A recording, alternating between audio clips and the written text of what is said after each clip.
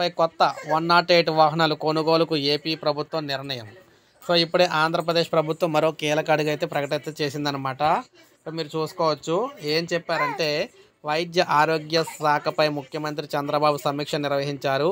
ఈ సందర్భంగా పలు కీలక ప్రతిపాదనలకు సీఎం ఆమోదం కూడా తెలిపారు.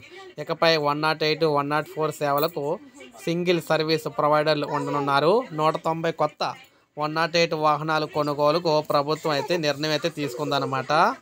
108 అంబులెన్స్ సిబ్బంది డ్రైవర్లకు అదనంగా ఇకపై 4,000 ఇవ్వనున్నారు. అందుబాటులో కొత్తగా 58 మహాప్రస్థాన వాహనాలు కూడా రానున్నాయి.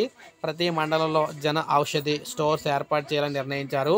ఇక్కడ ప్రివెంటివ్ హెల్త్ కేర్కు ప్రాధాన్యం ఇచ్చేలా వైద్య శాఖను ఇక్కడ ప్రణాళికలు సిద్ధం చేయాలని సీఎం ఆదేశించారు. వైద్య శాఖలో పెండింగ్లో ఉన్న సమస్యలు తీసుకురానున్న సంస్కరణలపై చర్చించారన్నమాట. సో ఈ విధంగా మనకి ఒకేసారి ఏపీలో దాదాపు 200 కొత్త వాహనాలు 108 వాహనాలు అయితే వస్తున్నాయి.